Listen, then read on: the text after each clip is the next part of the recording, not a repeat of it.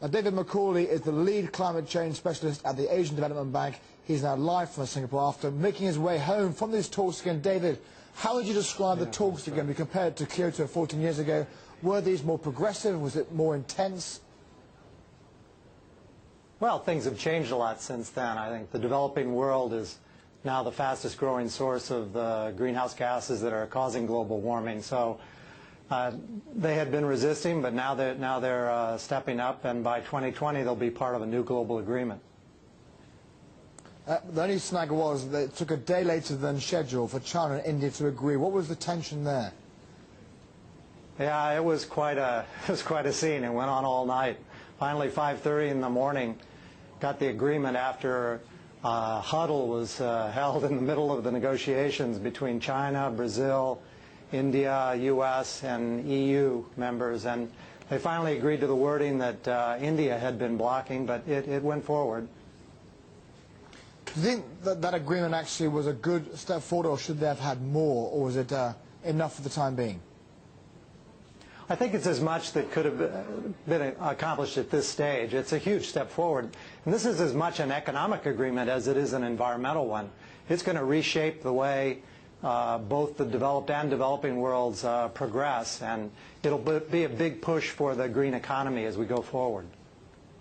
Now, you, of course, gave a report on the sidelines, the ADB again, the economics of climate change again. What was the nub of your presentation? Well, we'd looked at what's happening in Northeast Asia, especially China, as well as in the Pacific countries. We're doing it for other subregions around.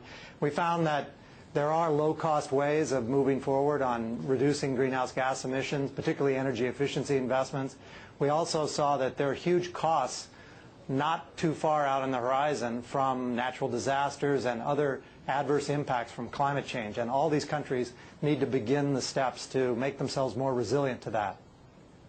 The big concern really for you is poor land use, isn't it? Also forest management. That's been quite disappointing. Well, for countries like Indonesia and some of those in the Mekong River Basin, Papua New Guinea, this is the biggest source of the greenhouse gas emissions. Brazil has made huge strides in reducing its deforestation rate, and we're hoping that Asia and the Pacific can catch up a bit. We talk about, David, the smog in Beijing in the last week again. Clearly, China. How do you think progressive have they been to really tackle, apart from this meeting, global, if you like, emission concerns? Because they almost are the biggest, I feel like, or committing the worst crimes, if you like. Well, China is clearly the #1 source of the greenhouse gas emissions that are causing global warming, and they know that they have to step up as a world leader now, and you know, they have such enormous local environmental problems, particularly air pollution, as you've noted, that can also go hand in hand with reducing greenhouse gas emissions. And I think we'll be seeing that around the world. There's a new fund that was approved, the Green Climate Fund was approved in Durban, and that'll help developing countries make this transition. Now, David, a final question for you. You say that, of course, it's a big step forward from 14 years on from Kyoto, but again, in the last 14 years, the environment has suffered significantly with all these different emissions. How serious is it now as we go into the next year?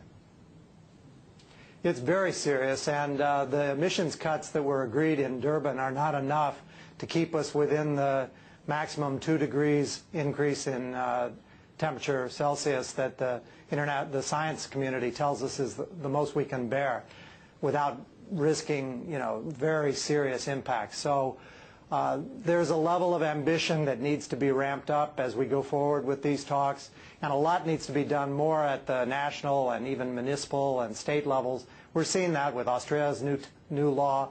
So there's room for guarded optimism now, but a lot is yet to be done. Have a safe trip home. Many thanks for joining us there, David McCauley, straight from those talks in Durban, South Africa.